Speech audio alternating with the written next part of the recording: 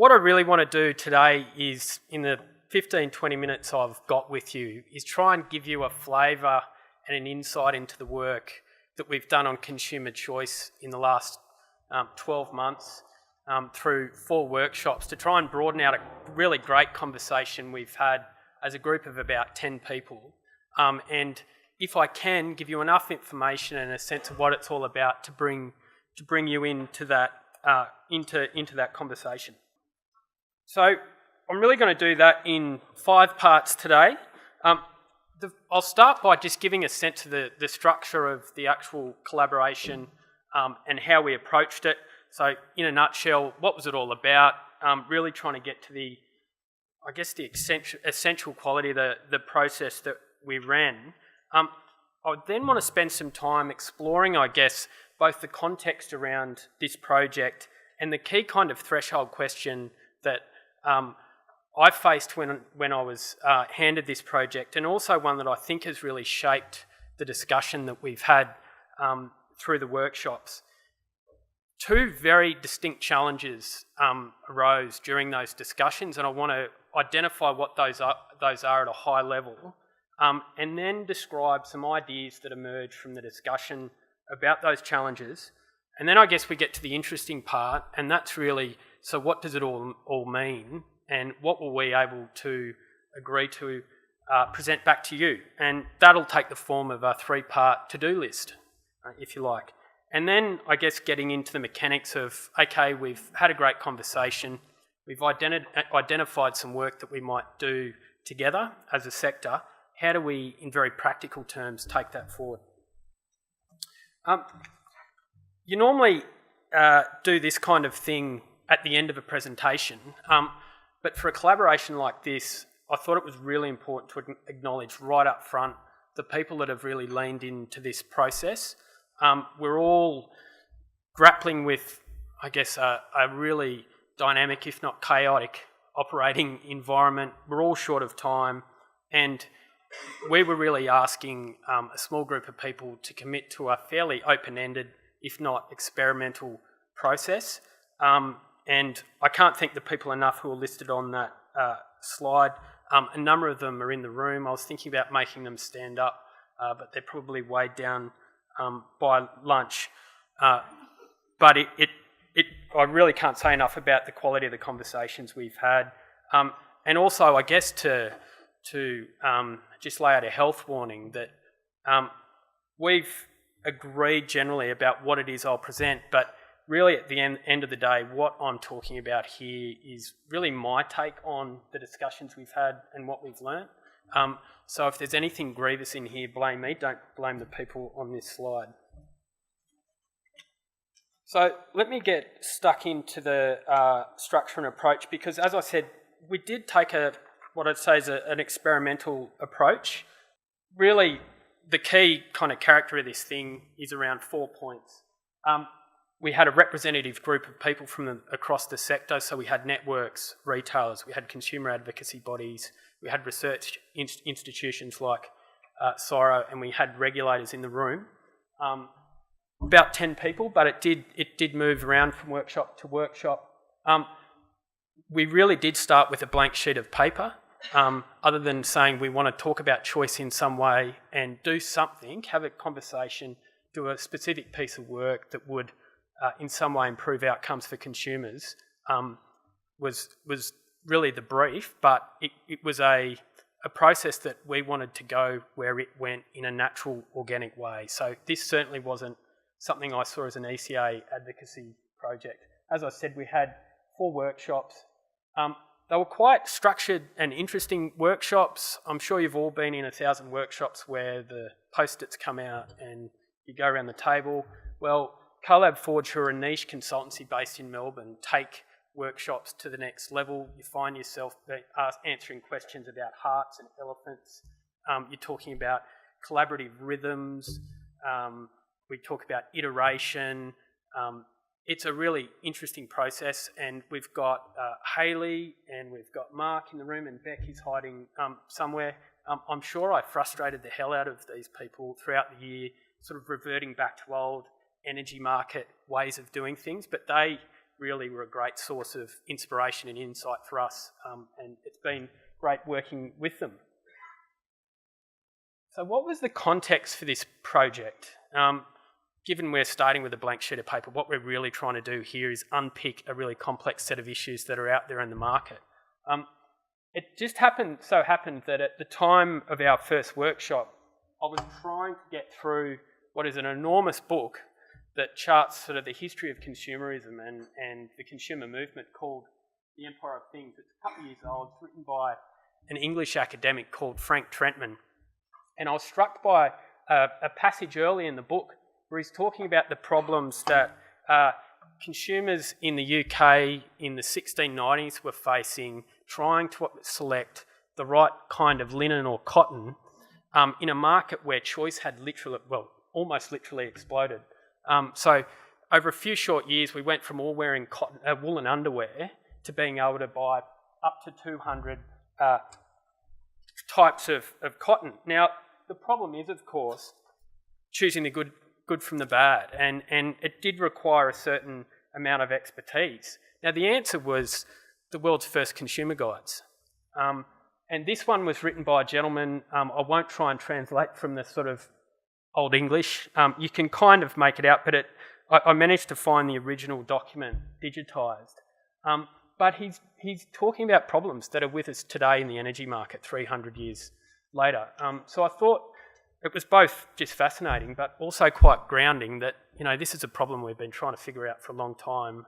We're not going to solve it overnight, but we need to reflect on how far we've come. And I guess there's a straight line connecting what they were doing in the 1690s with what we're talking about now. I'd say that a lot of people in this room have read this book. We're all now thinking fast and slow. If you're not nudging and you're a bureaucrat or a regulator, you're not living. We've got our regulators are getting into the act. This is a piece of work that the AMC commissioned as part of their retail competition review, specifically looking at behavioural insights and what it means. And we've got our consumer advocates doing this kind of work as well.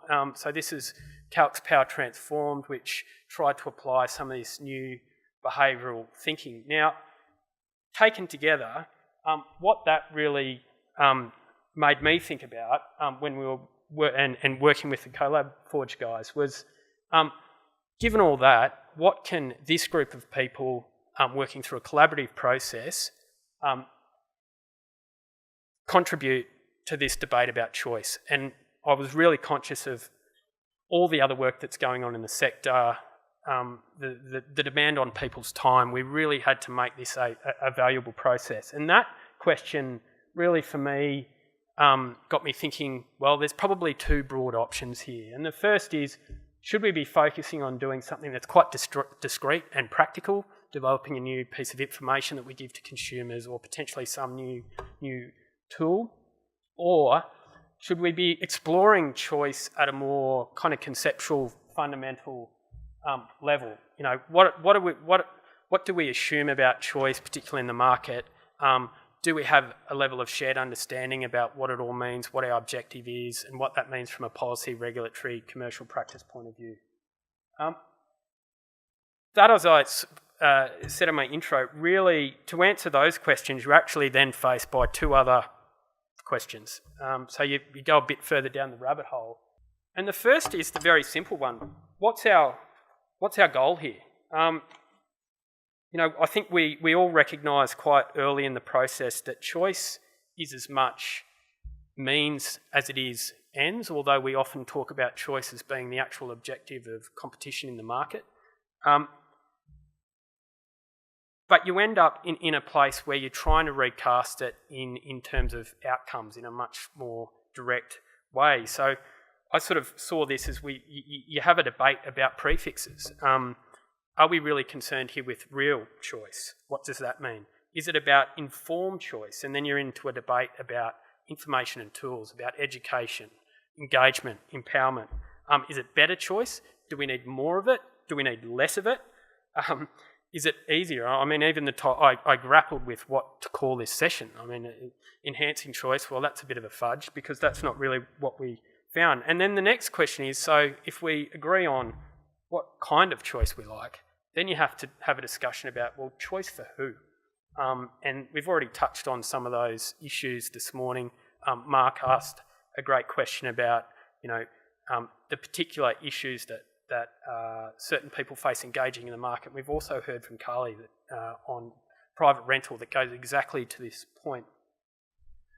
The second big challenge is, okay, in an increasingly complex market where the array of choices that you can make that probably at the end of the day impact the way you enjoy energy and the outcomes, that is only growing. So even if you can decide what sort of choice you want, who you're worried about, then you have to make a decision, well, what part of the journey do you need to focus on?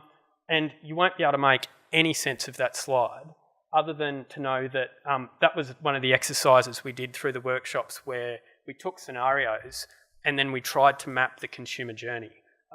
What you can see from that is that looks less like a choice schematic and more like a piece of abstract art.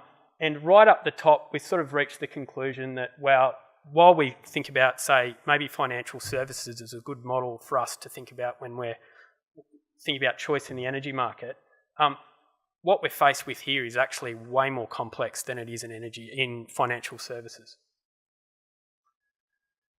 Despite all the kind of, conceptual difficulties we faced, we did manage to identify some what I generally would call candidate ideas.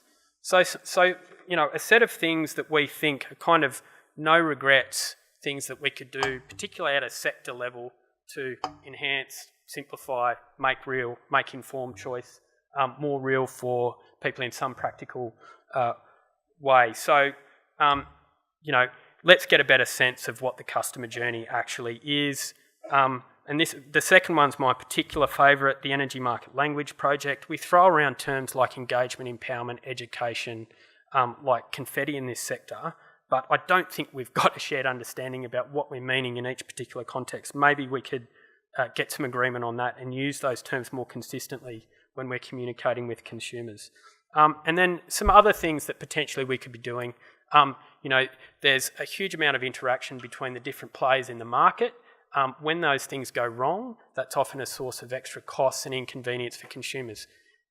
Can we do a bit of a survey of what's going wrong and where and try and come up with a sector level fix? So we had that great discussion, and there's certainly, I think, we can take those ideas forward and we can have another conversation about how we might do that. But really stepping back from what I think all that is telling us, takes me to this point. A feature of our discussions, and I think it's a feature of the debate more generally when we're talking about choice, particularly in the context of the development of new information and tools in this market, is that we tend to bounce from a very high-level discussion about what we're trying to achieve, choice, competition, to a very granular discussion about, well, I want to make a particular intervention. And I saw a level of circularity in our conversations that I was trying to search for an analogy for it. And for me, it felt like we're kind of packing for a mystery holiday, where every time we went to throw the clothes in the suitcase, we stopped and asked ourselves what our destination was. So I think the sort of meta question for us is, what do we think we need to know about what we're trying to achieve and where we're going to be able to make better policy, better regulation, and have a discussion about commercial practice. What do we need to know about our destination? Probably extending the metaphor a little further, we might not need to know exactly where our destination is, but we probably have to have some sense of the climate and whether or not we need vaccinations. So our to-do list. There's 3 things we agreed at our 4th workshop earlier this month that we think really could do with some sector level attention. The first 2 in particular, I think, are things that are already underway in different parts of the sector. We've heard from people this morning that are doing research that goes exactly to these points, the first 2 at least. So the first is we just really need to get a better shared understanding and insight into what the customer journey actually is, where are they going for their information, what do they want. So we need to be testing some of our assumptions about what we think about, say, consumers going to energy made easy or some other source of information. The second point is, do we really have a sort of 50,000 foot view of what's actually available in this market? Really simple things like monthly billing. How many people are on monthly billing? If they're not, why not? So answering some simple questions. And then the third one is, we're talking about nudging and different sorts of interventions, but let's have a sector level conversation about a great nudge. There must be something out there that's low cost, high impact and interesting that we can do together. That's our to-do list. What are we doing now? Well, first and foremost, I want to have a discussion with as many people as I can over the next 2 days about what I've just presented and get your feedback, and please do get in touch.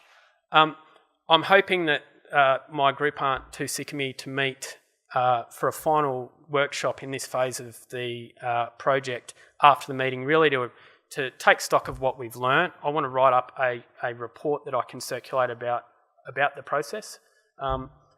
And we really want to have a discussion about practically how we can take these things forward. And I know it's been I'm sure Paul Haley is always pushing me to try and think about, Chris, we've had a great discussion, so what? What are we going to do with this? I want a platform, I want a lab, I want something real I can touch and play with. Well, let's have a conversation about taking this stuff forward in a real way. And that's it. Thank you.